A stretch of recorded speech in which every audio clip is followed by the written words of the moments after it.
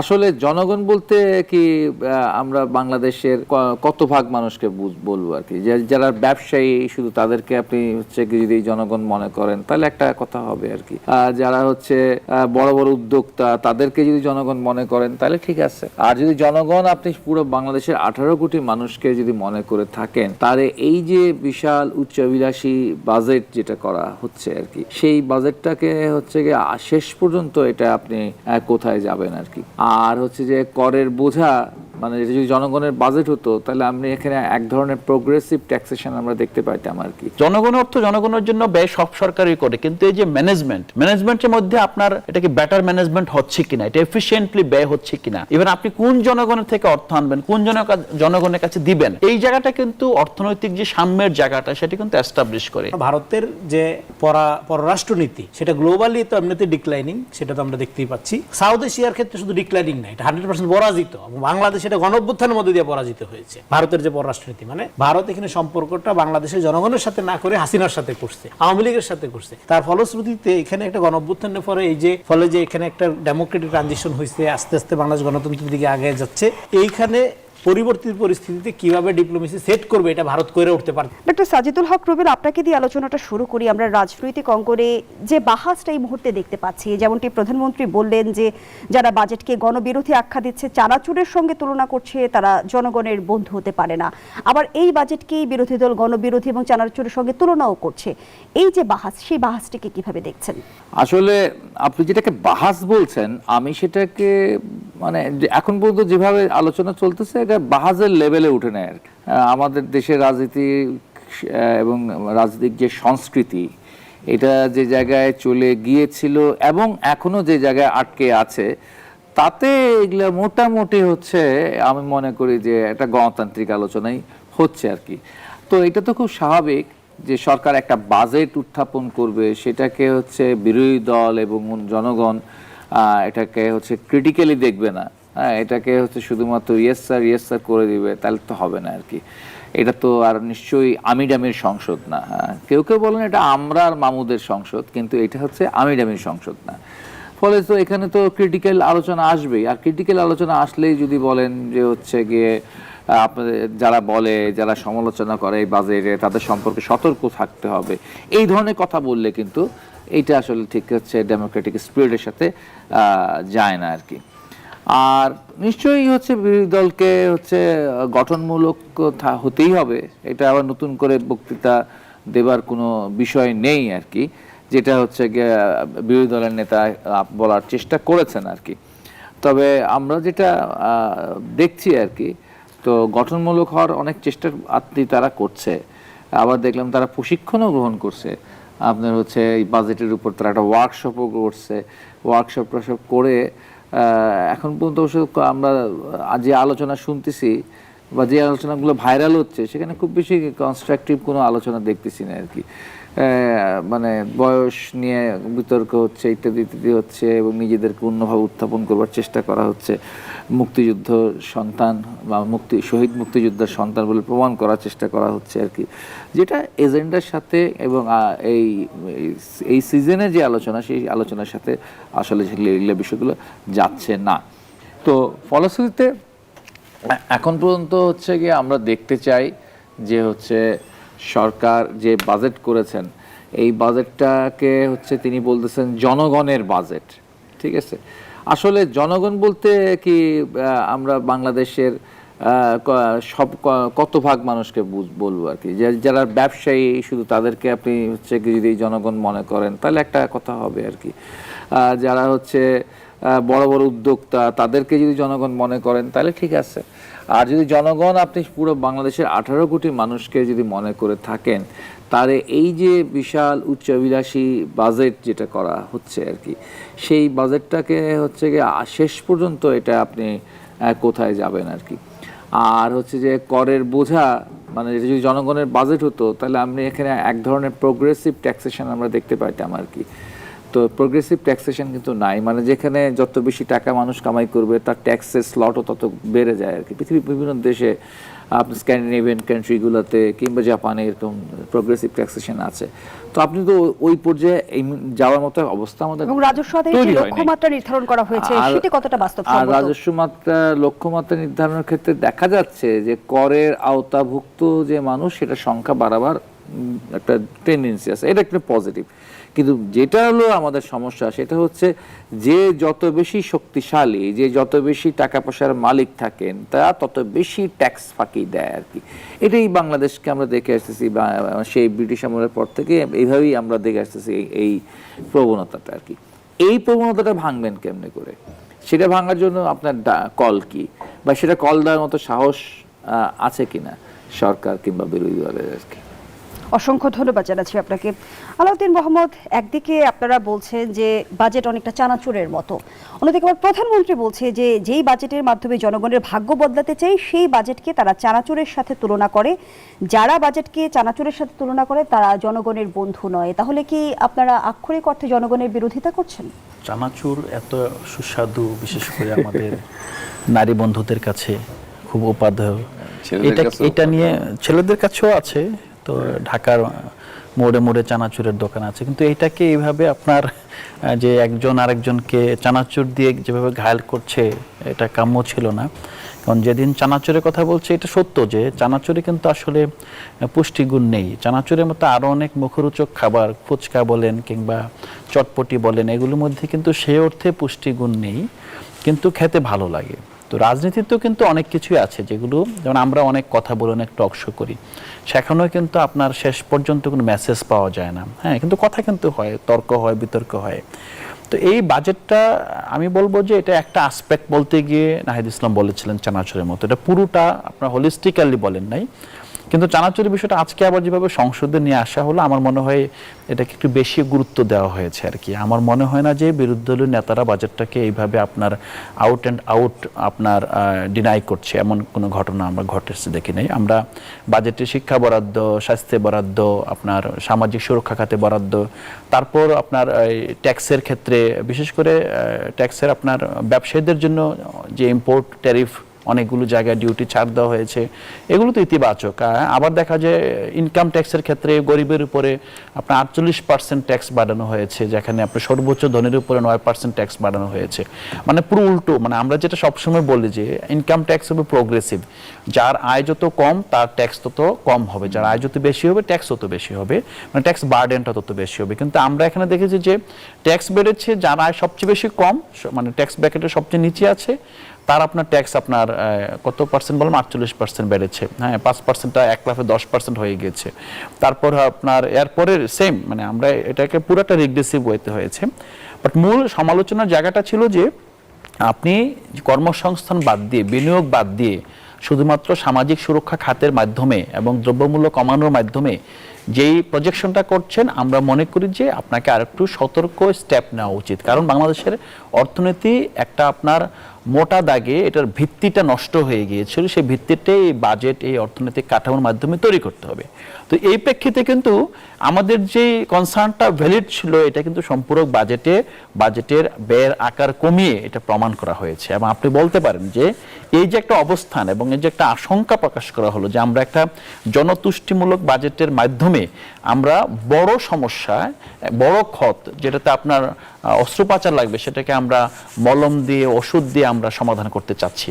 তো এটা তো আসলে বাস্তবতা, এবং এটা আজকে সংসদে এটা প্রমাণও হয়েছে। বাজেট অলরেডি কাটছাট শুরু হয়েছে, ভবিষ্যতে যখন এটা বাস্তবায়নে যাবে তখন দেখবেন যে আরো কাটছাট করা হবে। আমাদের মূল জায়গাটা ছিল যে আপনি ম্যানিফেস্টো যা দিয়েছেন ফাইন, কিন্তু ম্যানিফেস্টোটাকে আপনার বাজেটের মতো একটা টেকনিক্যাল জায়গায় এসে ওইটাকে প্রাইম না ধরে রিয়েলিটিটাকে প্রাইম ধরা উচিত, যে আমি কোন রিয়েলিটিতে বসে বাজেটটা দিচ্ছি। এবং আরেকটা বিষয় আছে এখানে, মানে এই বাজেটের আকার, যে বাজেট নিয়ে বলছেন, তো সম্প্রসারণমূলক। তো সাধারণত আপনার যখন ইকোনমিক ক্রাইসিসে থাকে তখন সম্প্রসারণমূলক বাজেট দেওয়া হয়, কিন্তু একই সাথে এটা কিন্তু একটা বাজি ধরার মতো, একটা চ্যালেঞ্জ ছুড়ে দেওয়ার মতো, যে এটা হলে অনেক ভালো কাজ করতে পারে, হ্যাঁ, ইকোনমিতে স্টিমুলাই হতে পারে, আবার যদি এটা ফল করে তাহলে কিন্তু আপনার সবার ক্ষতিগ্রস্ত হওয়ার আশঙ্কা থাকে। বিভিন্ন সময় আমরা দেখেছি যে ফ্যামিলি কার্ড এবং কৃষক কার্ডের টাকা কোথা থেকে আসবে সেই প্রশ্ন বিরোধী দল তুলেছে। প্রধানমন্ত্রী কিন্তু বলেছে যে জনগণের টাকা দিয়ে জনগণের জন্য কাজ করা হবে, তিনি অর্থ পাচার রোধ করার কথা জানিয়েছে। সেটা সেটি আসলে কতটা বাস্তবায়ন সম্ভব হবে? না, আপনাকে দেখেন যেই পরিমাণ আপনার সোশ্যাল সেফটি নেট আওতা বাড়ানোর কথা বলা হয়েছে ম্যানিফেস্টোতে, বিশেষ করে কারণ আপনি অর্থের সংস্থান করতে গেলে যেটা প্রধানমন্ত্রী খুব আপনার ক্যাটেগরিক্যালি বলেছেন যে জনগণের অর্থই জনগণের জন্য ব্যয় হবে। জনগণের অর্থ জনগণের জন্য ব্যয় সব সরকারই করে, কিন্তু এই যে ম্যানেজমেন্টের মধ্যে আপনার এটা কি বেটার ম্যানেজমেন্ট হচ্ছে কিনা, এটা এফিশিয়েন্টলি ব্যয় হচ্ছে কিনা, ইভেন আপনি কোন জনগণের থেকে অর্থ আনবেন, কোন জনগণের কাছে দিবেন, এই জায়গাটা কিন্তু অর্থনৈতিক যে সাম্যের জায়গাটা সেটা কিন্তু এস্টাবলিশ করে। তো আমাদের মূল আপনার যে ইয়েটা কি, যে মানে কনসার্নটা কোথায়? কনসার্নটা হলো ইতিমধ্যেই যে অর্থনীতি আপনার ফেসিবাদী সময়ের পপুলিস্ট নীতির কারণে, মেগা প্রজেক্টের কারণে, আপনার জনতুষ্টিমূলক আপনার প্রবণতার কারণে ধ্বংস হয়ে গিয়েছে, অর্থনীতি খাদের কিনারা থেকে ধীরে ধীরে ঘুরে দাঁড়ানো শুরু করছে, সেটা যাতে আবার কোনো পপুলিজমে আক্রান্ত হয়ে এটা ভিতরে যাতে দুর্বল না হয়ে যায়। এবং এটা কিন্তু এই সমালোচনাটা, আমি অর্থনীতির ছাত্র, তো আমরা কিন্তু সরকারের প্রতি সহানুভূতিশীল হয়ে, সরকার যে একটা আপনার মন্দ ঋণ, তারপর একটা মন্দ ধারাবাহিকতার লিগ্যাসি নিয়েই বাজেট দিচ্ছে, এটা কিন্তু আমরা স্মরণ রেখেই কিন্তু কথাগুলো বলছি। সো এই জিনিসটাকে আমার মনে হয় যে সরকার এটা অনুধাবন করছে, করার মাধ্যমেই কিন্তু তাদের এই সম্পূরক বাজেটে রিভিশন শুরু হয়েছে। আমরা আশা করি ভবিষ্যতেও এখানে আপনার জনগণের অর্থ যাতে এফিশিয়েন্টলি ব্যয় হয়, সঠিক জায়গায় ব্যয় হয়, সেই জায়গায় সরকার সোচ্চার থাকবে। বিরোধী শক্তি হিসেবে, বিরোধী রাজনৈতিক দল হিসেবে এটা আমাদের দায়িত্ব জনগণের পক্ষে সরকারকে চাপে রাখা। অসংখ্য ধন্যবাদ জানাচ্ছি আলাউদ্দিন মোহাম্মদ। রেজাউল করিম রনি, একদিকে বিরোধী দল বলছে যে তারা গরম বিরোধী দল হতে চায় না, বগল দাবা বিরোধী দল হতে চায় না, আবার রাজপথে আন্দোলনের হুঁশিয়ারিও দিচ্ছে, বলা হচ্ছে সরকারকে সময় দেওয়া হবে না। তাহলে বিরোধী দলের আসলে প্রকৃত অবস্থান কি? বিরোধী দলের প্রকৃত অবস্থান কি, এটা আসলে জনগণকে বিচার করতে দিতে হবে, জনগণই ঠিক করুক বিরোধী দলের প্রকৃত অবস্থান কি। কিন্তু কথা হলো রাজনীতির ক্ষেত্রে আপনার ধরেন বাংলাদেশে এমন একটা পর্বে আছে, সেক্ষেত্রে সরকারি দল এবং বিরোধী দল মানে আফটার আওয়ামী লীগ, মানে পোস্ট আওয়ামী লীগ যুগে যেই দলই করুক 100% বিরোধিতার রাজনীতি করার আর কোনো সুযোগ নেই। এই কথাটা আমি ছোটোবেলায় বলছিলাম, মানে 5 তারিখের পর বলছিলাম।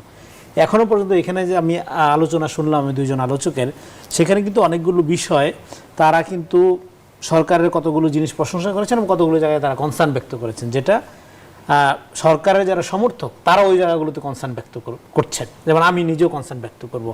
যেমন তার আগে আমি বলি যে জানেন বিরোধী দল ধরেন বলতেছে চানাচুরের সাথে তুলনা করতেছে, গরিব মারার বাজেট বলতেছে, এগুলো র্যাটোরিক্যাল কথাবার্তা।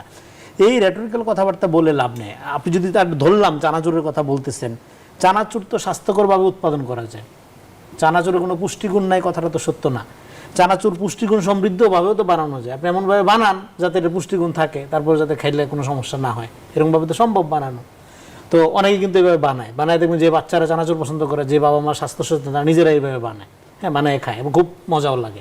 আমি 2-1টা বাসায় খাইছি ওরকম, যদি আমি নিজে এইভাবে বানাইনি। যাই হোক, সেইটা এই র্যাটোরিক্যাল আলাপ পলিটিক্সে থাকে, চলবে, সেটা আসে না। মূল আলাপে যদি আসি, এই সরকারের অর্থনৈতিক পলিসিটাকে 3 ভাগে ভাগ করা যায়। এটা আমি অনেক আগের থেকে বলতেছিলাম, পরে যখন বাজেটের কাগজ পেলাম মিলাই দেখি যে কথা সত্য। মানে আমার ধারণা ছিল, আমি বলতেছিলাম যে সরকারের এজেন্ডা 3টা ভাগে ভাগ করতে হচ্ছে অর্থনৈতিক আপনার পুনরুদ্ধারের ক্ষেত্রে। একটা হলো, প্রথম হলো পুনরুদ্ধার প্রকল্প, আপনার 18 বছরের বিশৃঙ্খলা, 18 মাসের আপনার বিভিন্ন রকম প্রচেষ্টা অপচেষ্টার ফলে একটা বিশৃঙ্খল অবস্থা, টোটালটাকে আগে রিস্টোর করতে হবে, আগের জায়গায় পুনরুদ্ধার করতে হবে। আগে পুনরুদ্ধার করেন, অবস্থা কিন্তু খুবই খারাপ, আপনার মূল্যস্ফীতি বাড়তেছেই, হ্যাঁ। তো ফলে পুনরুদ্ধার আগে, তারপর হলো পুনর্গঠন। পুনরুদ্ধার না করলে আপনি কি পুনর্গঠন করবেন? তারপরে হলো প্রবৃত্তি। তো আমি দেখলাম বাজেটের যে আপনার বইটা, নাগরিক বাজেটে যেটা দেওয়া হয়েছে, তাতে এই 3টা জিনিসই গুরুত্ব দেওয়া হয়েছে অন্য সিনোনিমসে, তারা অন্যভাবে বলেছে, এই শব্দ ব্যবহার করেনি, বিএনপি এই শব্দ ব্যবহার করেনি, যেটা আমি প্রায় আরও 3-4 মাস আগের থেকে বলতেছিলাম যে অর্থনৈতিক ক্ষেত্রে বিএনপির প্রায়োরিটির বেসিসটা এই 3টা ক্যাটাগরি ধরে আগাবে। তো মানে তাত্ত্বিকভাবে বা আপনার ধারণাগতভাবে এই 3টা জিনিসই রাখছে তারা। এইবার সবচেয়ে বড় প্রশ্ন আসে, পরেই যেটা আসে বড় প্রশ্ন, সেটা কি, এত বড় বাজেট টাকা আসবে কোত্থেকে? সেটার জবাবই পরের পাতা দেওয়া হয়েছে এবং দেখানো হয়েছে এখান থেকে টাকা আসবে।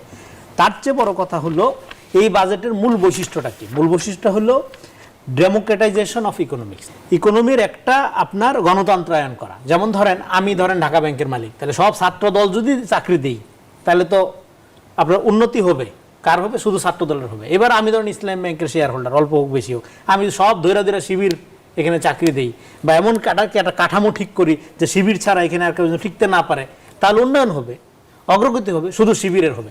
তাহলে এটা জাতীয় প্রবৃদ্ধি হবে না, এটা গণতন্ত্রায়ন হইল না। ফলে অর্থনীতির কাঠামো সেটা সরকারি পর্যায়ে শুধু না, বেসরকারি পর্যায়েও এটার একটা গণতন্ত্রায়ন এটা খুব জরুরি। সেটা এই বাজেটের মধ্যে সেই লক্ষণ আপনার আছে। তারপরে কি, হ্যাঁ এই বাজেটে কতগুলো অসঙ্গতিও আছে। কারণ কি, বাজেট তো একটা প্রস্তাবনা সরকারের আয় ব্যয়, এটা তো এখনই বাস্তবায়ন হয়ে যাচ্ছে না। এই যে আলোচনা হচ্ছে, আমরা সমালোচনা করছি, বিরোধী দল করছে, অর্থনীতিবিদরা করছে, নাগরিকরা করবে। এই যে বাজেটের মধ্যে মধ্যবিত্ত এবং নিম্নবিত্তের উপর করের খড়গ যাতে নেমে না আসে আবন থাকবে, এইটা আসলেই করের আওতা বা ধরেন কর গ্রহণ করার ক্ষেত্রে আপনি যদি মধ্যবিত্ত এবং নিম্নবিত্তকে চাপের মধ্যে ফেলেন তাহলে দারিদ্রতার অবস্থা আপনার দূর হবে না, বরং এটা বাড়বে, সংকট তৈরি হবে। ফলে এই জায়গায় সরকারকে সংশোধন আনতে হবে বা এটা ঠিক করতে হবে। এই জায়গায় সমালোচনা আমারও আছে।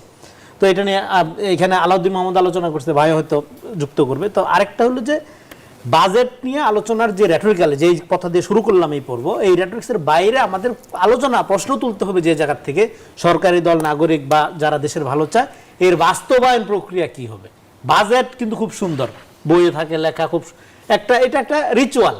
প্রত্যেক সরকারের বাজেট সুন্দর, কোনো সমস্যা নেই, কারণ এই রিচুয়ালের মধ্যে কতগুলো জিনিস দেখানো হয়, কতজনের করা হয়, হ্যাঁ এটা। কিন্তু এটার মূল চ্যালেঞ্জের জায়গাটা হয় বাস্তবায়ন প্রক্রিয়া, এবং বাস্তবায়ন প্রক্রিয়ার ক্ষেত্রে সরকার এখানে হাওয়াই কথাবার্তার বদলে কতগুলো প্র্যাকটিক্যাল ব্যবহারিক দিক গুরুত্ব দেওয়ার চেষ্টা করেছে। সেই ব্যবহারিক দিক গুরুত্ব দিতে গিয়ে তারা আপনার এমন একটা কাঠামোর মধ্যে চিন্তা করতে হবে যাতে আগে এই পুনরুদ্ধারটা, এতদিনের যে বিশৃঙ্খল অবস্থা, এটা পুনরুদ্ধারটা আগে করা যায়, তারপরে পুনর্গঠন প্রক্রিয়া থেকে আস্তে আস্তে প্রবৃদ্ধির দিকে যাওয়া যায়। এবং সেক্ষেত্রে সরকার এই অর্থনৈতিক বিশৃঙ্খলা ঠিক করার জন্য একটা সময় নির্ধারণ করেছে। তারা 1 বছরের মধ্যে পুনরুদ্ধারটা ঠিক করবে, 3 বছরের মধ্যে পুনর্গঠন প্রক্রিয়া ঠিক করবে, এবং 5 বছর মেয়াদের মধ্যে তারা প্রবৃদ্ধির জায়গায় পৌঁছাবে বলে তারা একটা রুটম্যাপ, সরকারের দিক থেকে একটা রুটম্যাপ দেওয়া হচ্ছে। এবং সেই রুটম্যাপটা কাগজে কলমে এবং ম্যাথমেটিক্যালি তারা প্রুফ করে দেখাচ্ছে। এবার এই ম্যাথমেটিক্যাল অঙ্ক বা গবেষণা বা রিসার্চ বা এই পরিকল্পনার অসঙ্গতি কি, বাস্তবায়ন প্রক্রিয়া কি কি ত্রুটি হতে পারে, সেটা নিয়ে আলোচনা সমালোচনা করা যেতে পারে, করা দরকারও, এবং সেটা বিরোধী দল এবং সচেতন নাগরিকদের দায়িত্ব। সংসদে স্বরাষ্ট্রমন্ত্রী সুনির্দিষ্টভাবে জানালেন যে সীমান্তে বাংলাদেশি হত্যাকে মানবাধিকারের সুস্পষ্ট লঙ্ঘন হিসেবে আখ্যা দিয়েছেন তিনি। কিন্তু আমরা তো দেখছি যে মানবাধিকার লঙ্ঘন একদিকে হচ্ছে, কিন্তু সেটি তো বন্ধ হচ্ছে না, কেন? প্রথম কথা হলো, সীমান্তে মানবাধিকার লঙ্ঘন তো এটা আগের থেকে হয়ে আসতেছে। সীমান্ত, এখানে পৃথিবীতে যুদ্ধ ছাড়া একটা সীমান্তে এইভাবে মানুষ হত্যা করা হয়, যেটা বাংলাদেশ সীমান্ত। এবং এটা নিয়ে দীর্ঘদিন যাবৎ বাংলাদেশের এবং ওই দেশেরও গণতন্ত্রপরায়ণ মানুষের একটা প্রতিবাদ, প্রতিরোধ, বিক্ষোভ জারি আছে। কিন্তু এই 3 মাসে কিন্তু বর্ডার কিলিং কমে আসছে। এই মানে আপনি ধরেন এই সরকার, এই আপনার 5 তারিখের পর থেকে কমে আসছে। বিগত সময়ে এটা আরও অনেক বেশি ছিল, ডেটা তাই বলতেছে। কিন্তু কমে আসলেও একজন নাগরিককেও আমরা এইভাবে আপনার মৃত্যুবরণ করতে দিতে চাই না, দেখতে চাই না। আরেকটা নতুন যে উৎপাত শুরু হয়েছে সেটা হলো পুশিন। এটাও মানবতা বিরোধী অপরাধ। আপনি মানুষ কেন, কোনো পশু পাখি জন্তুকেও আপনি এইভাবে ঠেলে দিতে পারেন না, কোনোভাবে আপনি ঠেলে দিতে পারেন না। এই ঠেলে দেওয়ার প্রক্রিয়ার ক্ষেত্রেও সেখানে বিজেপি খুব তৎপর ভূমিকা পালন করছে, এবং স্বরাষ্ট্রমন্ত্রী নির্দেশ দিয়েছে যে আপনারা ইনস্ট্যান্ট, পরে পুশিন করে চলে যাবে, পরে ব্যাক করবে, এটা হয় না। ইনস্ট্যান্ট আপনারা নিউজে। এবং সংসদে স্বরাষ্ট্রমন্ত্রী জানালেন যে পশ্চিমবঙ্গ বিধানসভা নির্বাচনের পর 36টি পুশিন চেষ্টা প্রতিরোধ করা হয়েছে, রাইট। কিন্তু আমি একটা প্রশ্ন রাখতে চাই যে বাংলাদেশের কূটনৈতিক প্রচেষ্টা এখানে কতটা কার্যকর ভূমিকা রাখতে পারছে? পুশিন, সীমান্ত হত্যা, এগুলোই না। আপনি সর্বশেষ দেখবেন যে আমাদের জাহিদুর রহমান সাহেবকে যেভাবে অপদস্থ করার অপচেষ্টা করা হয়েছে, এবং তার প্রতিবাদে উনি ভারতে প্রবেশ প্রত্যাখ্যান করে বাংলাদেশে ফেরত এসেছেন। এটা নিয়ে ভারতের এখানকার যে ভারপ্রাপ্ত আপনার কমিশনার, তাকে তলব করা হয়েছে এবং অসন্তোষ জানানো হয়েছে বাংলাদেশের পক্ষ থেকে। ফলে দেখেন 5 তারিখের গণঅভ্যুত্থানের পরের থেকে আসলে ভারতের জন্য এটা একটা ডিফিকাল্ট অবস্থা। কেন, ভারতের যে পররাষ্ট্রনীতি সেটা গ্লোবালি তো এমনিতে ডিক্লাইনিং, সেটা তো আমরা দেখতেই পাচ্ছি। সাউথ এশিয়ার ক্ষেত্রে শুধু ডিক্লাইনিং না, এটা 100% পরাজিত, এবং বাংলাদেশ এটা গণঅভ্যুত্থানের মধ্যে দিয়ে পরাজিত হয়েছে। ভারতের যে পররাষ্ট্রনীতি, মানে ভারত এখানে সম্পর্কটা বাংলাদেশের জনগণের সাথে না করে হাসিনার সাথে করছে, আওয়ামী লীগের সাথে করছে। তার ফলশ্রুতিতে এখানে একটা গণঅভ্যুত্থানের পরে ফলে যে এখানে একটা ডেমোক্রেটিক ট্রানজিশন হয়েছে, আস্তে আস্তে বাংলাদেশ গণতন্ত্রের দিকে আগে যাচ্ছে। এইখানে পরিবর্তিত পরিস্থিতিতে কিভাবে ডিপ্লোমেসি সেট করবে, এটা ভারত করে উঠতে পারতেছে না। ভারতের এটা অনেক আগে রিথিঙ্কিং করতে পারা উচিত ছিল। আমরা আশা করছিলাম যে ভারতে অনেক জ্ঞানীগুণী লোক আছে, তাদের যে পরাজিত পররাষ্ট্রনীতি সেখান থেকে আবার হাসিনার আমলের এবং শুধু পররাষ্ট্রনীতি যেটা পরাজিত হয়েছে তার বাই প্রোডাক্ট হিসেবে একটা গ্লোবাল বার্ডেন তাদের ঘাড়ে যায় বসাইছে, যেটাকে হাসিনা ছেড়ে সারা পৃথিবী কোথাও নিচ্ছে না, তাদের পালতে পুষতে হচ্ছে। এবং তারা আবার এট দ্য সেম টাইম দাবি জানাচ্ছে যে বাংলাদেশ যেন ভারতের নিরাপত্তা সিকিউরিটি সেগুলির ক্ষেত্রে আন্তরিক হয়। ডেফিনেটলি বাংলাদেশ আন্তরিক হবে, কিন্তু কিভাবে আন্তরিক হবে? আমার একজন কনভিক্টেড আসামিকে আপনি ভিআইপি মর্যাদা পাইলা বৈশা রাখতেছেন, এবং সে ওখানে বৈশা নেটওয়ার্কিং করতেছে, এখানে উস্কাচ্ছে, আওয়ামী লীগের লোকজনকে সন্ত্রাস করার দিকে উস্কাচ্ছে। যদিও আওয়ামী লীগের লোকজনের তার কথা বিশ্বাস করে না, কিন্তু তারপরেও সে তো অস্থিরতা তৈরি করার নানা রকম প্রচেষ্টা চালাই যাচ্ছে। ফলে বাংলাদেশ যে হেল্প করতে চায়, বাংলাদেশ যে আসলে একটা মর্যাদাপূর্ণ ওয়ার্কিং রিলেশনশিপ করতে চায়, তার জন্য প্রচেষ্টা তো ভারতকে নিতে হবে। এখানে কূটনৈতিকভাবে আমাদের ফেল হওয়ারও সুযোগ নাই, আমাদের গেইন করার সুযোগ নেই। আমাদের পিএম ভাই কি বলছে? পিএম বলছে যে বাংলাদেশের জনগণের সাথে আমার থাকতে হবে। বাংলাদেশের জনগণ কোন দিকে আছে? গণঅভ্যুত্থান সেই রায় দিয়ে দিছে। ভারত প্রশ্নে বাংলাদেশের জনগণ 5 তারিখে স্পষ্টভাবে রায় দিয়ে দিছে। ফলে সেক্ষেত্রে, এবং আপনার আরেকটা রেফারেন্স দিই, 12 তারিখে এখানে নির্বাচন হলো, 17 তারিখ দেশ পত্রিকা যে প্রকাশিত হয়েছে, সেখানে দেশ পত্রিকায় বিএনপিকে নিয়ে যে লেখা, যদিও অনেক ধরনের ন্যারেটিভ তৈরি করা হয়েছিল যে হ্যাঁ ভারতের হাতে মুসলেকা দিয়ে আসলেন প্রধানমন্ত্রী, সেই নানা কথা বলা হয়েছে, কিন্তু সেই লেখাতে দেখা যাচ্ছে যে তারা বিএনপিকে মন্দের ভালো হিসেবে আপাতত মেনে নিয়েছে, মনে নেয় নাই। এবং তারা যে মনে নেয় নাই তার প্রমাণ, তার নিদর্শন, তার লক্ষণ এই বিভিন্ন রকম আপনি যেখানে যে জিনিসগুলো উত্থাপন করলেন, সেই সীমান্ত হত্যা থেকে শুরু করে বসিন করার চেষ্টা, জাহেদ ভাইয়ের সাথে এই ধরনের আচরণ, তার প্রত্যেকটা জায়গা। এবং আমাদের এই যে ফলে আমাদের এখন বিকল্প নীতি, জলনীতি, পররাষ্ট্রনীতি বিকল্পভাবে আমাদের আগাইতে হচ্ছে। আমাদের পদ্মা ব্যারেজ নিয়ে কথা বলতে হচ্ছে, তিস্তা নিয়ে আমাদের আগাইতে হচ্ছে, আমাদের মতো করে আগাইতে হচ্ছে।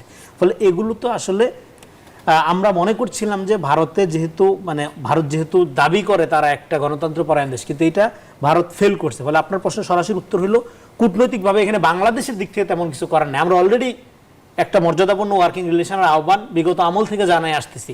এই ক্ষেত্রে ভারতকে আগে আসতে হবে, এবং ভারতকে আগে আসার ক্ষেত্রে একটা নুক্তা দিতে পারি, তার প্রথম হলো কলকাতার কথা শোনা বন্ধ করতে হবে। কারণ কলকাতার লোক আমাদেরকে এখানে কালচারালি যে আমাদেরকে দীর্ঘদিন একটা কালচারাল উপনিবেশ কায়েম করে অভ্যস্ত এবং আমাদেরকে আন্ডারমাইন করে অভ্যস্ত, সেই দৃষ্টিকোণ থেকে তারা দিল্লিকে প্রভাবিত করে। কিন্তু দিল্লি আমার ধারণা এতটা স্টুপিড না, কারণ তারা তো অন্যান্য দেশের সাথে সম্পর্ক কইরা তাদের চলতে হয়, আলাদা রাষ্ট্র। ফলে বাংলাদেশকে আলাদা মর্যাদাপূর্ণ জায়গা থেকে দেখবার যে তরিকা, দেখবার যে শিক্ষা, সেটা দিল্লির আছে, কলকাতার নেই। কারণ কলকাতা একটা প্রদেশ। ফলে কলকাতার কথা যদি শোনা বন্ধ করে দিল্লি যদি আলাদা একটা স্বতন্ত্র রাষ্ট্রের মর্যাদা দিচ্ছে। এবং আরেকটা কথা যেটা আমি বলি, সেটা আবারও রিপিট করি, স্টেট অফ এক্সেপশন বাংলাদেশ যে আলাদা, এটা এনিমি পারসেপশনের উপরে, নট ফ্রেন্ড পারসেপশনের উপরে। পৃথিবীতে একটা রাষ্ট্র অন্য রাষ্ট্র থেকে যে আলাদা হয়, এটা এই কারণে আলাদা হয়, ভাষা সংস্কৃতি এক থাকার পরে অনেক রাষ্ট্র আলাদা হয়, এটা এই কারণে আলাদা হয় তার জাত্যাভিমান, তার স্বাতন্ত্র্য বোধ এবং তার এনিমি পারসেপশনের উপরে। তার মানে সে যুদ্ধ শুরু করে দেয় তা না, কিন্তু সে তাকে আলাদা, এই যে জন্ম থেকে এক্সেপশন, এটা সে ক্লেম করে। যেমনটি রেজাউল করিম রনি বলছিল যে সংকট সমাধানে ভারতকে এগিয়ে আসতে হবে, এই মুহূর্তে বাংলাদেশের কিছু করার নেই। কিন্তু আমরা তো দেখছি যে বিজেপি সরকারের ডিটেক্ট, ডিলিট অ্যান্ড ডিপোর্ট নীতির আওতায় শত শত বাংলাদেশি অনুপ্রবেশকারীকে আটক করা হয়েছে, এমনটি তারা দাবি করছে। কিন্তু এই যে চলমান যে সংকটগুলো রয়েছে, সেটি সমাধানে ভারতের আন্তরিকতা দেখেন কি? আমরা ভারতের আন্তরিকতা দেখতে পাচ্ছি না, এবং আমার মনে হয় ভারত আসলে একটা নস্টালজিয়ায় ডুবে গিয়েছে। 54 বছর ধরে তারা একরকমভাবে বাংলাদেশকে ডিল করতে চেয়েছে, এবং যার চূড়ান্ত রূপটা গত ফেসিবাদী সময়ে বাংলাদেশের নির্বাচন ব্যবস্থা, বাংলাদেশের পিলখানা মাসাকার, বাংলাদেশের আভ্যন্তরীণ যুদ্ধাপরাধ ট্রাইব্যুনাল থেকে শুরু করে বিভিন্ন জায়গায় তাদের নিয়ন্ত্রণ প্রতিষ্ঠার মাধ্যমে তারা ধরে নিয়েছে যে এখানে অন্য যে সরকারগুলো আসবে তারাও আজকে হোক কালকে হোক তারা ভারতকে সেইভাবে গ্রহণ করবে, কারণ এখানে তারা একটা আপনার এক্সাম্পল তৈরি করতে পেরেছিল। কিন্তু এই এক্সাম্পলটা যে ফেল করেছে, এবং এটা একটা রক্তাক্ত অভ্যুত্থানের মাধ্যমেই সেই শক্তিকে যে বাংলাদেশ থেকে আপনার পলায়ন করতে হয়েছে, জনগণ যে রুখে দাঁড়িয়েছে, সেই সত্যটা ভারতের অনেকেই মানতে চায় না। আমার কাছে একটা বিষয় যেটা মনে হয়, এই সরকার সোফার যতটুকু করেছে আমি মনে করি যে স্ট্রাকচারালি রাইট পথে আছে, বাট যেই পুশিনের সংক্রান্ত বিষয়ে যেই জায়গা থেকে বার্তা আরও স্ট্রংভাবে দেওয়া দরকার, সেটা আমি মনে করি স্বরাষ্ট্র মন্ত্রণালয়ের আরও ভূমিকা আছে। কিন্তু যেটা আমরা আসলে ভারতের জন্য ভারতকে এগিয়ে আসতে হবে, সেই পলিসিতে আসলে এই সম্পর্ক আগাবে না। বাংলাদেশকে তার আপনার পররাষ্ট্রনীতি, তার প্রতিরক্ষা নীতি, এই জায়গার ক্ষেত্রে আপনার কৌশলগতভাবেও এটাকে বৈচিত্র্যময় করতে হবে। বৈচিত্র্যময় বলতে আমরা যেরকম রপ্তানি বৈচিত্র্যময় করি, ডাইভার্সিফাই করি, বাংলাদেশকে দীর্ঘদিন ধরে আপনার ভারতের বলের বাইরে কেউ যেতে দেয় নাই, মানে বাংলাদেশে যারা শাসন করেছে। এখন সময় এসেছে বাংলাদেশকে বৈশ্বিক, অন্যান্য আঞ্চলিক এবং আপনার আন্তর্জাতিক যে পরাশক্তিগুলো আছে তাদের সাথে ডিল করে বাংলাদেশকে আত্মমর্যাদার জায়গা প্রতিষ্ঠিত করা, যাতে ভারত এখানে যদি ডিল করতে আসে ভারত বুঝবে তখন যে আমি এখানে একমাত্র খেলোয়াড় নয়, এখানে অন্যান্য খেলোয়াড়ও আছে। এবং বাংলাদেশ খেলার টার্মস নিজেই ঠিক করে, বাংলাদেশের খেলার টার্ম আসলে কেউ ঠিক করে দেয় না। আমি এই সরকারের কিছু পদক্ষেপে আমি বিভিন্ন জায়গায় বলেছি, ইতিবাচক দেখেছি। বাংলাদেশের যে আমলাতন্ত্র, যাকে আমরা সবসময় কথায় কথায় সামহাও মনে করি যে বাংলাদেশের উন্নয়ন এবং সংস্কারের ক্ষেত্রে বড় বাধা হয়ে দাঁড়িয়েছে, আমলাতন্ত্রের মূল ট্রেনিংটা কিন্তু ভারত থেকে আসতো। বাংলাদেশের যে বিচার ব্যবস্থা, বাংলাদেশের যে আপনার জুডিশিয়াল সার্ভিসের কর্মকর্তারা যাদের কাছে মানুষ বিচার প্রার্থী হিসেবে যায়, তাদের ট্রেনিংটাও কিন্তু ভারতের দেরাদুন থেকে আসতো। এই সরকার কিন্তু দায়িত্ব গ্রহণের পর প্রথম এই অভিমুখটা বন্ধ করেছে। তারা এই ট্রেনিংটা ভারত থেকে সরিয়ে পাকিস্তানে নিয়ে গিয়েছে। কেন পাকিস্তানে নিয়ে গিয়েছে সেটা নিয়ে তর্ক থাকতে পারে, প্রশ্ন থাকতে পারে। আমার কাছে মনে হয় যে ভারতকে এই একটা লেসন দিতে হবে যে তুমি যদি আমাকে গ্র্যান্টেড ধরে নাও তাহলে কিন্তু আমি আমার মতো করে খেলতে পারবো। আর যদি ভারত যদি মনে করে যে না, আসলে আমাকে একটা কম্পিটিটিভ ওয়েতেই উইন সিচুয়েশন করে বাংলাদেশের সাথে ডিল করতে হবে, তাহলে আমার মনে হয় এটা বাংলাদেশ সেই জায়গায় কাজ করতে পারবে, এঙ্গেজ করতে পারবে। এবং জাহিদুর রহমানের অনেকগুলো, বিশেষ করে আসার পর যে বিবৃতি আমি পুরোটা শুনেছি, আমার কাছে একটা বিষয় খুব প্রাসঙ্গিক এবং যৌক্তিক মনে হয়েছে। জাহিদুর রহমান বলেছেন যে হ্যাঁ, আমি এটাকে ব্যক্তি হিসাবে নিচ্ছি না, যদি তারা আবারও যথাযথ উপায়ে আমাকে ইনভাইট করে আমি ভারতে যাব, ভারতকে এঙ্গেজ করতে হবে। আমি এখানে একমত যে ভারতের সাথে সম্পর্ককে রেশনালাইজ করতে হবে। এটাকে আপনার কোনো প্রিজুডিস দ্বারা, কোনো রাজনৈতিক দলের নিজস্ব এজেন্ডা দ্বারা, কিংবা আওয়ামী লীগ যেভাবে ফিরে আসার জন্য ভারতের উপর নির্ভরশীল হয়ে পড়েছে, সেই ধরনের কোনো এজেন্ডা দ্বারা তাড়িত হওয়া যাবে না। ভারতকে অপর রাষ্ট্রগুলোর মতো ডিল করতে হবে এবং প্রতিবেশী হিসেবে আরো সন্দেহজনকভাবে, আরো আপনার চেক অ্যান্ড ব্যালেন্সের মধ্যে ভারতকে ডিল করতে হবে, কারণ ভারত আপনার নিকট প্রতিবেশী। আপনার যদি প্রতিবেশীর একটা বিষয় আমাদেরকে মনে রাখতে হবে, প্রতিবেশীর কাছ থেকে কিন্তু পৃথিবীতে সব জায়গায় আপনার বন্ধুত্বের চেয়ে ক্ষতিটা আশঙ্কা বেশি থাকে। এর জন্য প্রতিবেশীকে সবার আগে আপনার মানুষ তাকে চেকে রাখে যে সে যাতে বর্ডার ক্রস না করতে পারে, সে যাতে আমার বর্ডারে আপনার কোনো ধরনের যে বাধা অথবা কোনো ধরনের বিপত্তি সৃষ্টি না করতে পারে। ধন্যবাদ জানাচ্ছি ডাক্তার সাজিদুল হক রুবেল। যথাযথ আইনি প্রক্রিয়া অনুসরণ না করেই ভারতের পশ্চিমবঙ্গ থেকে মূলত বাঙালি মুসলমানদের জোর করে বাংলাদেশে পাঠানো হচ্ছে বলে অভিযোগ করেছে মানবাধিকার সংস্থা হিউম্যান রাইটস ওয়াচ। এই যে ভারতের আমরা বর্তমান সময়ের যে অ্যাক্টিভিটিস দেখছি, সেটি কি এক ধরনের উস্কানি? অবশ্যই। এই ক্ষেত্রে একটা জিনিস আপনাকে খেয়াল করতে হবে। আমার দুই আলোচকের অনেকখানি আলোচনার সাথে আমি একমত, আবার একটা বড় জায়গায় মনে হয় তারা মিস করে যাচ্ছে, বা এটা আমার দৃষ্টিভঙ্গিতে মিস হচ্ছে আর কি। আমাদের দৃষ্টিভঙ্গির একটা জায়গা হচ্ছে যে রাষ্ট্র, সরকার, শাসক দল, এই তিনটাকে কিন্তু একটু হলিস্টিক্যালি দেখতে হবে, আবার একটু পার্শিয়ালিও দেখতে হবে। ভারত রাষ্ট্র তার একটা ক্যারেক্টার আছে, আর এই ভারত রাষ্ট্রের এই মুহূর্তে যারা ক্ষমতায় আছে, যে বিজেপি, আরএসএস ক্ষমতায় রয়েছে, একটা সাম্প্রদায়িক, একটা প্রতিক্রিয়াশীল হিন্দুত্ববাদী একটা দল ক্ষমতায় আছে। যেই দলটার রাজনীতির খোরাকি হচ্ছে ধর্ম নিয়ে রাজনীতি করা, ধর্মীয় একটা সংঘাত তৈরি করা, একটা যুদ্ধ তৈরি করা, সেটা হয় পাকিস্তানের সাথে, নয় চায়নার সাথে। এবং এই ব্যাপারটা তারা অনেক বেশি সক্রিয় হয়ে ওঠে কখন, যখন তারা একটা নির্বাচন মোকাবেলা করতে যায়। কারণ তারা যাতে তাদের দেশের দুর্নীতি ঠেকাইতে পারে না, মেডিকেল পরীক্ষার কোশ্চেন ধমাধম ফাঁস হয়ে যায়, ঠিক আছে। তাদের হচ্ছে গিয়ে লক্ষ কোটি যুবক বেকার থাকে, তাদের দেশে কথায় কথায় মব লিঞ্চিং হয়, অমুকে গরু খাইছে কি গরু খায় নাই, অমুকে মানে ধর্ম অবমাননা করছে বলে মানুষ মারায় ফেলা হচ্ছে, পুড়ায় ফেলা দেওয়া হচ্ছে। এবং সেখানে যে কোনো সময়ের চেয়ে এই শাসক দলের আমলে বিগত 1.5 যুগ ধরে ভারতের সংবাদ মাধ্যমকে একেবারে হচ্ছে বলা হয়, একটা শব্দ আছে ওদের দেশে, গদি মিডিয়া আর কি, মানে মোদির গদি রক্ষায় ব্যবহৃত হয় যে মিডিয়া, তাকে ওরা বলে গদি মিডিয়া। তো এই গদি মিডিয়া বানায় ফেলাইছে সবকিছুকে।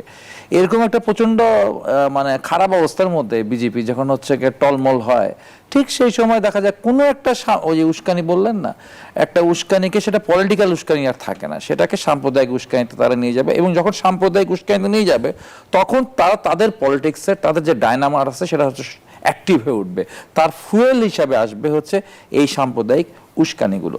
ফলে ভারতের বর্তমান যে শাসক দল, এটা একটা 54 বছরের সাথে হিসাব করলে এটা হবে না, ইভেন কি হচ্ছে 47-এর পরের সাথে হিসাব করলে এটা হবে না।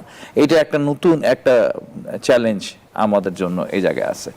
আর একটা কথা যেখান থেকে এই কথাগুলোর এদিক দিয়ে এসেছে আর কি, তো স্বাভাবিকভাবে ভারত তো আমার উপর আধিপত্য বিস্তার করতে অতীত করেছে, করতে চেয়েছে, এখনো করতে চায় এবং ভবিষ্যতেও করবে।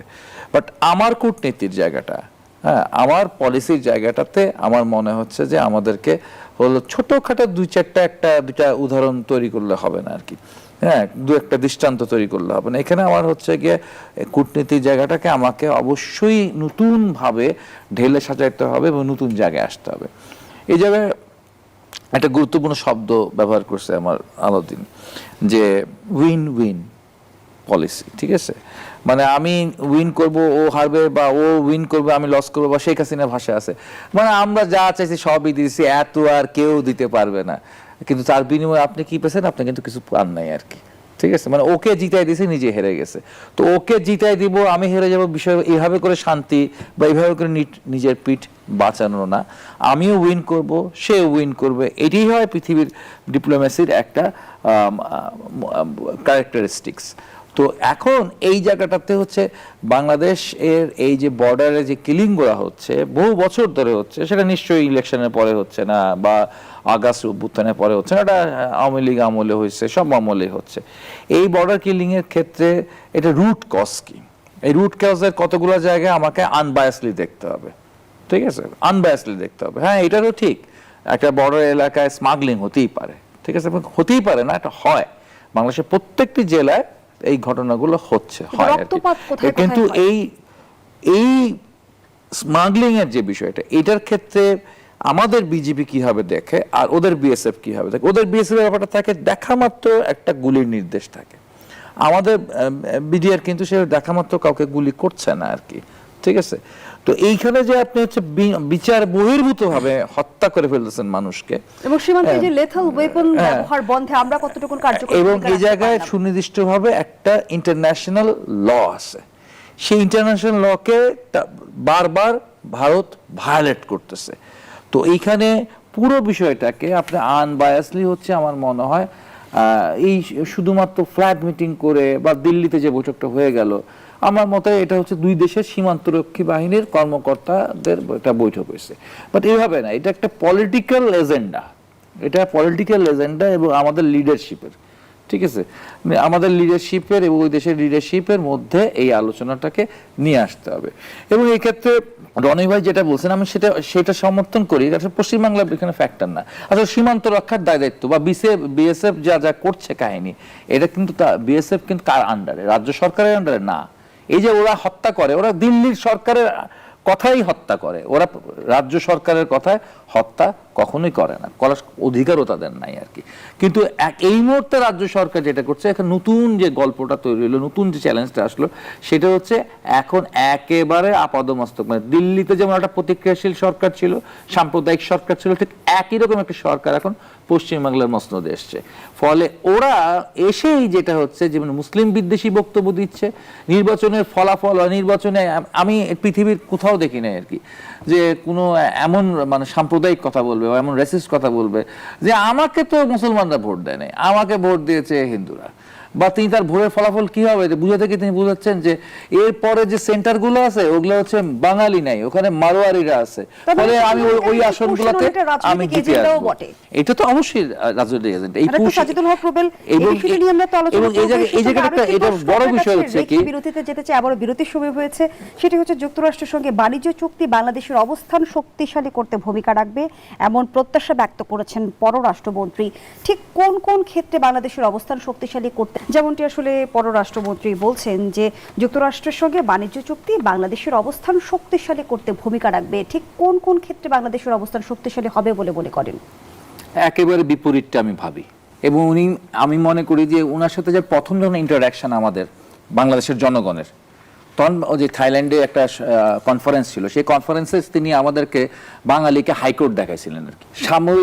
বার্মার জান্তা সরকারের সাথে তার কথাবার্তা হয়েছে রোহিঙ্গাদেরকে ফিরাই নেবে রাখাইন রাজ্যে। যখন রাখাইন রাজ্যটা দখলে চলে গেছে আরাকান বিদ্রোহীদের, তখন তিনি বৈঠক করেন, মানে তিনি আমাদেরকে বোঝানোর চেষ্টা করতেছেন যে তিনি সবকিছু ঠিকঠাক করে ফেলছেন, রোহিঙ্গারা ফিরে যাবে কারণ জান্তা সরকার তাদেরকে নিয়ে নেবে। কিন্তু জান্তা সরকারের হাতে তো রাখাইন প্রদেশ নাই আর কি।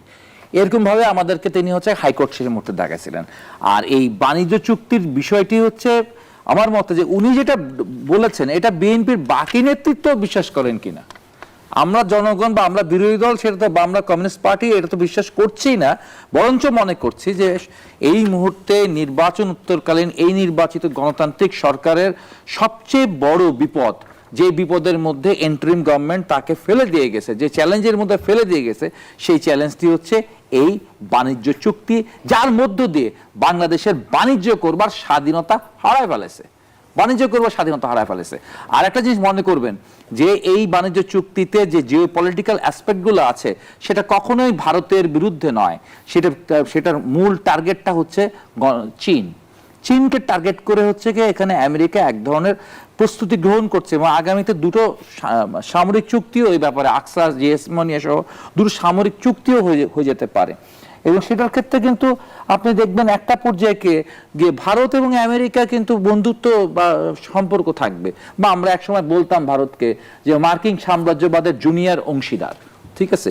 এবং সেই রকম অ্যাপ্রোচ আমরা দেখব যে আমাদের এই অঞ্চলে ভারত তার অংশীদার, মধ্যপ্রাচ্যে ইসরায়েল হচ্ছে আমেরিকার অংশীদার, এবং তার মাঝখানে আমাদের এক ধরনের বাণিজ্যিক গোলামির মধ্যে এই চুক্তি আমাদেরকে ছেড়ে দিছে। ফলে ডক্টর খলিলের এই বক্তব্য সাথে আমি 100% মানে বিপরীত অবস্থান গ্রহণ করি, যে বাণিজ্য চুক্তি আমাদেরকে শক্তিশালী করবে না, বাণিজ্য চুক্তি আমাদেরকে হচ্ছে নানাভাবে নানান জায়গা থেকে শুরু করে, ঠিক আছে, এমনকি গার্মেন্টস সেক্টরে গিয়ে একটা পর্যায়ে দেখবেন যে আপনি বিপদে পড়া শুরু করছেন, কারণ আপনি যে অ্যাক্সেসরিজ কিনতেন, গার্মেন্টসের যে থ্রেড কিনতেন, যে কটন কিনতেন, যে আপনি বোতাম কিনতেন, যেটা মানে সেই ক্ষেত্রে আপনি সারা পৃথিবীতে যেখানে কম পাবেন, চায়নায় কম পাইতেন সেখান থেকে কিনবেন, এখন আপনি সেভাবে কিনতে পারবেন না। আপনি জ্বালানি তেলের সংকট ঘটবে, আপনি কিন্তু হচ্ছে রাশিয়ার হচ্ছে তেল কিনতে গেলে আমেরিকার পারমিশন লাগবে, আমেরিকা যেই মুহূর্তে আপনার পারমিশন দেবে না সেই মুহূর্তে আপনার রাশিয়ার তেল কিনতে পারবেন না, বা পৃথিবীর অন্য কোনো দেশ থেকে আপনি এলপিজি কিনতে পারবেন না, বরঞ্চ আপনাকে কৃষি খাত সহ বিভিন্ন খাতে হচ্ছে গিয়ে আপনি বাধ্য হবেন তার কাছ থেকে জিনিস কিনতে যেটা আপনার কেনা প্রয়োজন নাই, যেমন হচ্ছে গিয়ে বোয়িং। বোয়িং কিনে টিনে আমি কি শক্তিশালী হব নাকি? আমার যা প্রয়োজন নাই সেই জিনিসটা আমার ঘাড়ে হচ্ছে গিয়ে চাপিয়ে দেওয়া হচ্ছে। এবং এই ক্ষেত্রে আমি মনে করি হচ্ছে কি এই বাণিজ্য চুক্তি প্রসঙ্গে অবশ্যই বিএনপিকে বিষয়টাকে রিভিউ করবার সুযোগ আছে, সংসদে আলোচনা হোক, এটাকে তারা রিভিউ করুক। এবং এখান থেকে হচ্ছে গিয়ে ডক্টর খলিল সাহেব তো আমাদেরকে উদাহরণ দেখায়, ইন্দোনেশিয়ার উদাহরণ দেখায়, কি ইন্দোনেশিয়াতে আরো বেশি হচ্ছে গিয়ে কঠিন ভাবে এই চুক্তিটা হয়েছে, এই চুক্তি ইন্দোনেশিয়ার মানুষ মেনে নিছে। তো ইন্দোনেশিয়া দেখেন, তার আগের দেশটা একটু মালয়েশিয়া দেখেন, মালয়েশিয়াতে এই চুক্তিকে বাতিল করে দিছে। তো মালয়েশিয়া যদি বাতিল করতে পারে তো আমি মালয়েশিয়াকে অনুসরণ করব না কেন আমি ইন্দোনেশিয়াকে অনুসরণ করব? জানাচ্ছি ডক্টর সাজিদুল হক রুবেল।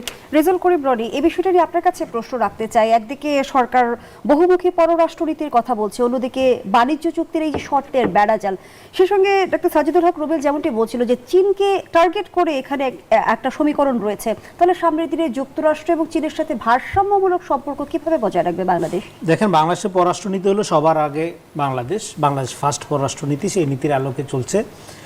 এবং এখানে আপনি পররাষ্ট্র মন্ত্রীর যে বক্তব্যটা দিলেন সেই বক্তব্যটা আংশিকভাবে আসছে, আমি মনে করি পূর্ণ বক্তব্যের মধ্যে এটা নাই যে এই পলিসির ফলে শুধুমাত্র বাংলাদেশ উপকৃত, কারণ এই পলিসিটা তো করছে হলো যুক্তরাষ্ট্রের স্বার্থে, এবং শুধু এটা বাংলাদেশের ক্ষেত্রে কি করছে, এটা কিন্তু অন্যান্য অনেক দেশের ক্ষেত্রে করছে। এবং এটা নিয়ে মার্কিন যুক্তরাষ্ট্রের কোর্টে মামলা চলতেছে, এবং এই বিষয়টা এখন আমেরিকাতেই সুরাহা হয় নাই এখনো পর্যন্ত। কারণ হলো ট্রাম্পের আমলে এমন অনেক সিদ্ধান্ত শুধু এই বিষয় না, আর অনেক সিদ্ধান্ত আছে। রেসিপ্রোকাল ট্যাক্সের যেটা সেটা তো কোর্ট অলরেডি বাতিল করে দিয়েছে। ফলে এই যে এইটা কিন্তু গ্লোবালি আমেরিকার যে একটা মানে ট্রাম্পের বিশেষ করে একটা উইশফুল চিন্তা, এটা চাপাই দেওয়ার যে চেষ্টা, এটা শুধু বাংলাদেশ না, মালয়েশিয়া না, অনেক দেশই এটার ব্যাপারে বিক্ষুব্ধ এবং অনেক দেশই এটাকে রিজেক্ট করছে।